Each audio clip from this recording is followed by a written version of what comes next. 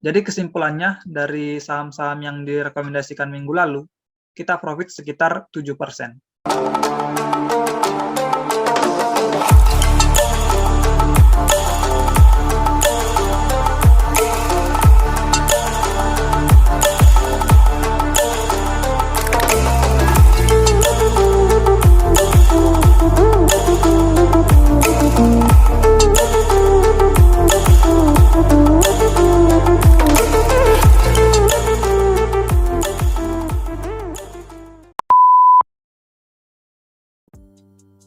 Oke, selamat bergabung rekan-rekan sekalian. Kembali lagi di channel Jans Trader.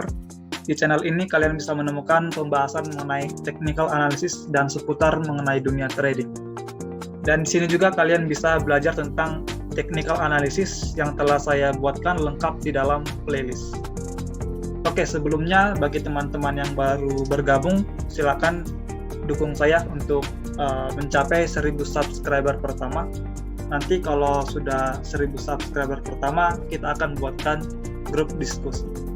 Oke, cukup sekian bahasa basinya. Sekarang mari kita masuk ke dalam tradingview.com. Pertama sekali, mari kita lihat perkembangan atau update dari saham-saham yang direkomendasikan pada minggu lalu. Saham yang direkomendasikan minggu lalu, yang pertama adalah Baca. Ini merupakan chart dari Baca. Bisa terlihat jelas bahwa di chart ini harganya tidak kemana-mana. Jadi di sini kita break even point.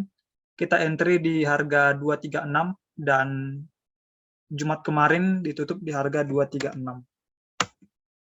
Jadi kita balik modal.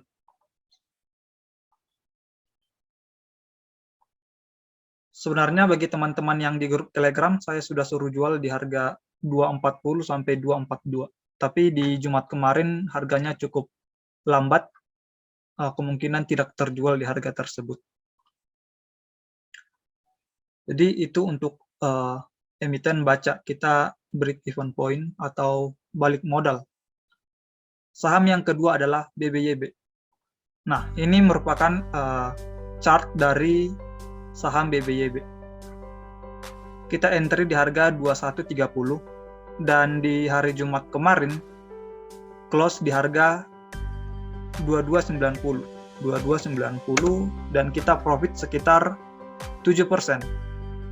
Cukup lumayan, 7%. Dan emiten ini masih layak untuk di hold untuk mencapai resistennya di sini. Saham yang ketiga adalah MLPL. Nah, ini merupakan chart dari MLPL. Di sini kita profit. Tapi di hari kedua, di hari Selasa, saya sudah umumkan di grup Telegram untuk keluar. Tepat di hari ini, hari kedua.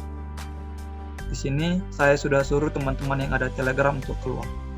Jadi kenapa saya suruh keluar? Karena di sini telah membentuk shadow atas yang cukup panjang.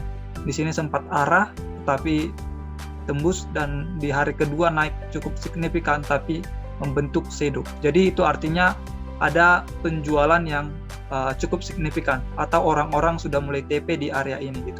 Terlihat jelas di hari esoknya merah. Jadi saya akan menggunakan harga keluar kita ialah di close di hari kedua yaitu 266. Karena di hari tersebut saya sudah suruh rekan-rekan untuk keluar.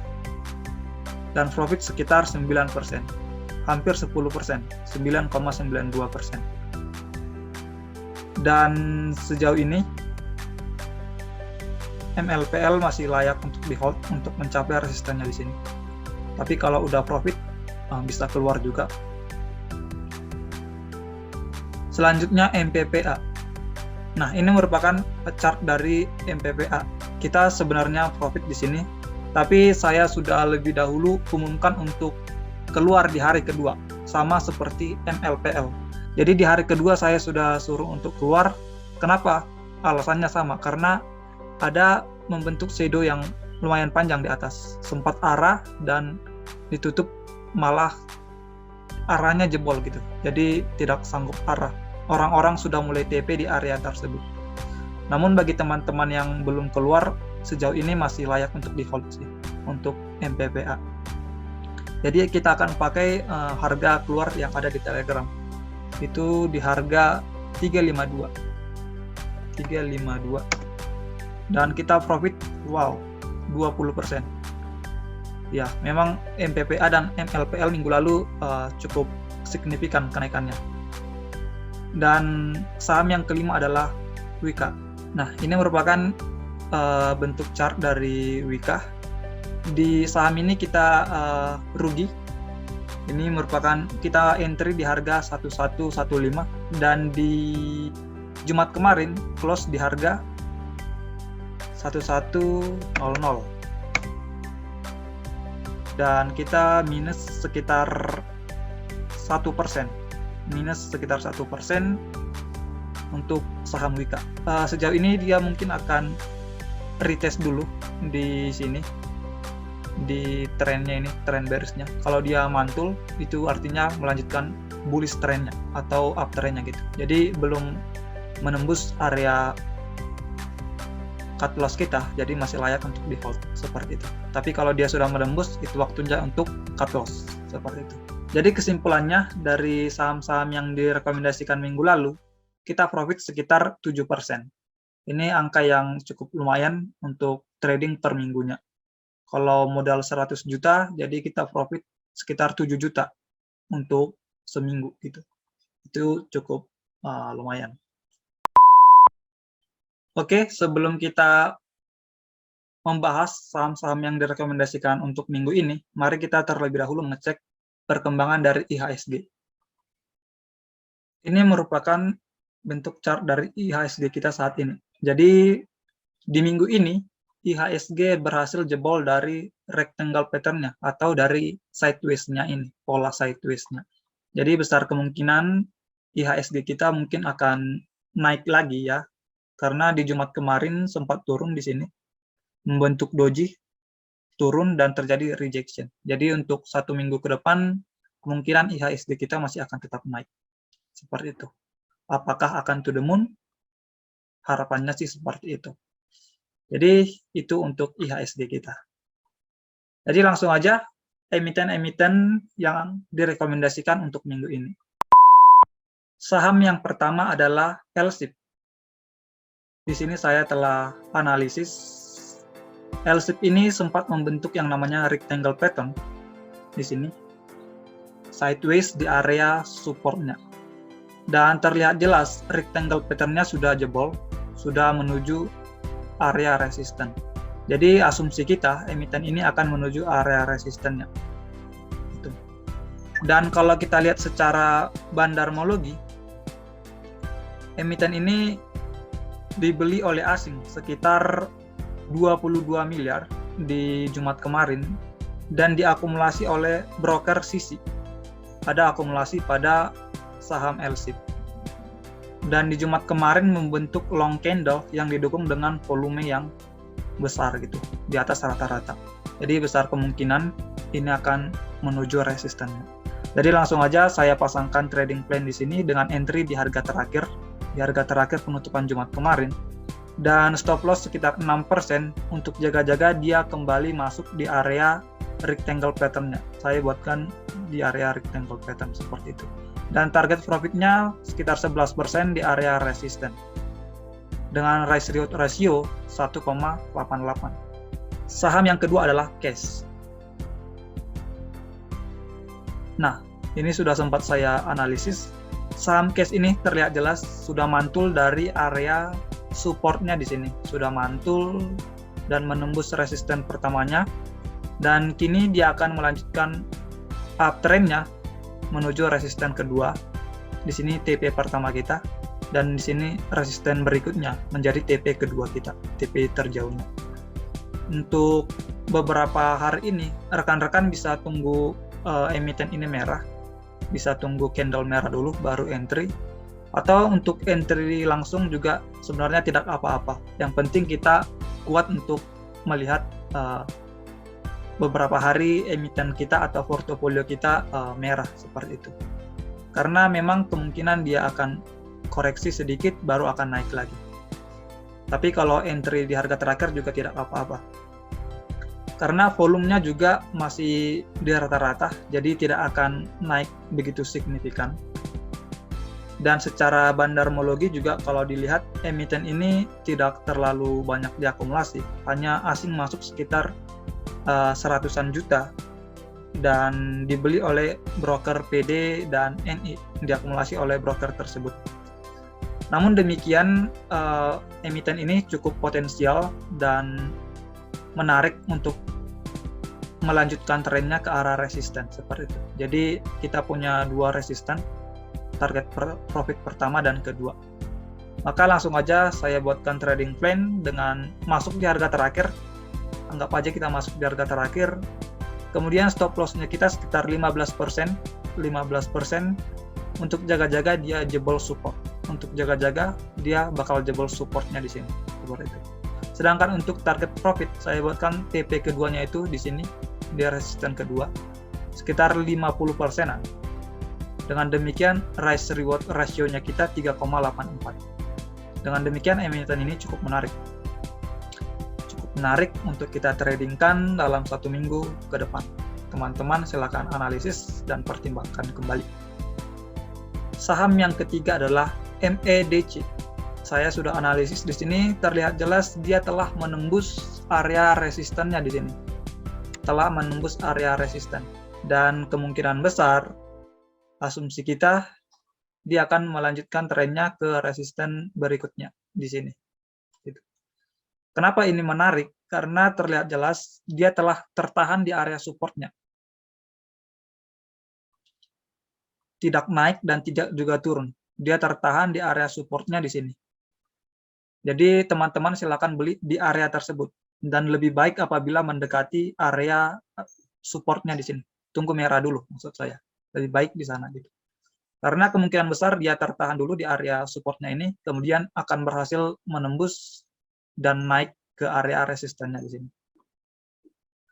Jadi ini cukup menarik karena tidak berhasil menembus gitu. Jadi dia tidak turun lagi ke bawah, dia tertahan di area supportnya di sini gitu. Dan penurunan kemarin volumenya juga rendah gitu, di bawah rata-rata. Walaupun dia turun, volumenya itu rendah. Artinya orang-orang tidak terlalu berminat untuk menjual. Sedangkan secara bandarmologi, kalau kita lihat untuk saham MEDC ini, terdapat broker asing yang akumulasi sekitar 5 miliar. Maksudnya investor asing ini beli sekitar 5 miliar dan diakumulasi oleh broker BB dan CC, didistribusi oleh broker YI. Jadi ada akumulasi dan juga distribusinya. Dan kita langsung buatkan trading plan dengan masuk di harga terakhir, stop loss-nya kita di bawah area support, siapa tahu dia bakal jebol supportnya, sekitar 3%, cukup sedikit. Dan target profit kita di area resisten sekitar 11%. Dengan risk reward ratio 3,25. Cukup menarik untuk kita pertimbangkan dalam 1 minggu ke depan untuk kita tradingkan. Saham yang keempat adalah SMGR. Kalau kita lihat pada chartnya, saya perkecil dulu untuk SMGR. Nah, terlihat jelas saham SMGR ini telah breakout dari downtrend-nya. Di sini terjelas breakout. Selain itu telah mantul juga atau telah ditolak di area resistennya di sini. Jadi sudah breakout dari downtrend-nya, di sini juga telah mantul dari area supportnya, maksud saya dari area supportnya. Jadi besar kemungkinan saham ini akan menanjak ke area resistennya. Ini resisten 1 dan resisten 2. Selanjutnya kalau kita lihat dari bandarmologi, emiten ini dibeli oleh asing cukup lumayan banyak, sekitar 23 M, sekitar 23 miliar. Dan saham ini diakumulasi oleh broker RX dan juga BK. Jadi cukup menarik dan dapat kita pertimbangkan untuk 1 minggu ke depan. Jadi coba saya bantu buatkan trading plan-nya. Di sini kita entry di harga terakhir tanggal 14 Februari. Untuk stop loss-nya kita buatkan di dalam area zona downtrend-nya ini. Untuk jaga-jaga ini merupakan false breakout. untuk jaga-jaga dia masuk kembali ke zona tersebut, gitu. Sekitar 8%. Sedangkan TP-nya kita buatkan di TP terjauh sekitar 35%. Cukup menarik, sekitar 35%. Tapi TP terdekatnya ada di sini, TP terjauh di sini. Dengan risk reward ratio 4,29. Cukup menarik. Jadi untuk yang swing ini tidak akan tercapai dalam seminggu pastinya. Tapi kalau dia melanjutkan terus uptrendnya, ya kenapa kita harus keluar gitu? Hold aja terus sampai mencapai titik penolakan, mencapai titik seperti ini gitu. Sudah trennya sudah patah gitu. Itu untuk saham SMGR. Saham yang terakhir, yang kelima adalah saham PTRO. Sini saya sudah analisis dan terlihat jelas saham ini sebenarnya sempat menembus area supportnya dan kini kembali retest dan justru masuk ke area menembus area support tersebut, justru menembus ke atas. Hal ini juga didukung oleh volume yang sangat besar. Volume yang sangat besar, dengan demikian asumsi kita, saham ini akan menuju area resisten. Tapi ini cukup riskan, siapa tahu dia false breakout ya, untuk jaga-jaga dia false breakout gitu. Siapa tahu dia cuma menembus satu candle doang, sedangkan candle selanjutnya justru kembali ke bawah gitu. Tapi tidak apa-apa ya, itulah gunanya kita membuat trading plan untuk menghindari hal-hal yang seperti itu. Namun sebelum kita bahas trading plan-nya ini, kita lihat dulu secara bandarmologi. Secara bandarmologi, saham PTRO ini sebenarnya asing telah menjual 1M, namun masih diakumulasi oleh PD dan PG. Diakumulasi oleh PD dan PG, namun didistribusi oleh broker CS. Ada akumulasi dan distribusi. Jadi cukup menarik, namun terjadi distribusi di sini. Gitu. Namun untuk menghindar yang namanya false breakout yang saya sebutkan tadi, itulah gunanya kita membuatkan trading plan di sini. Anggap saja kita masuk di harga terakhir untuk Senin depan, kita masuk di harga terakhir. Kemudian kita buatkan stop loss di bawah area supportnya ini. Untuk jaga-jaga, dia bakal jebol support. Dan ini sekitar 5%. Sedangkan untuk TP-nya kita buatkan di area resisten sekitar 17%. Gitu. Jadi cukup menarik. Apabila ini berhasil menuju area resisten, ini cukup menarik, sekitar 17% kita peroleh gitu. Namun kalau ini ternyata false breakout, kita hanya kehilangan 5%. Itulah risk reward ratio yang akan kita peroleh. Jadi cukup menarik untuk PTRO. Teman-teman silakan pertimbangkan untuk ditradingkan dalam 1 minggu ke depan. Saya rasa itu kelima saham yang dapat saya bagikan berdasarkan analisis saya yang rekan-rekan dapat pertimbangkan dan analisis ulang untuk ditradingkan dalam 1 minggu ke depan. Sekali lagi, untuk trading plan-nya, ini saya bagikan di dalam grup Telegram, di channel Telegram saya. Untuk jaga-jaga juga, di sana juga saya akan berikan update per harinya. Untuk jaga-jaga, siapa tahu kemungkinan ada perubahan dari trading plan tersebut, seperti itu. Dan untuk grup diskusi nanti akan saya buatkan apabila channel ini sudah 1000 subscriber, seperti yang saya sudah jelaskan di awal. Saya rasa demikian rekan-rekan sekalian. Terima kasih dan semoga cuan.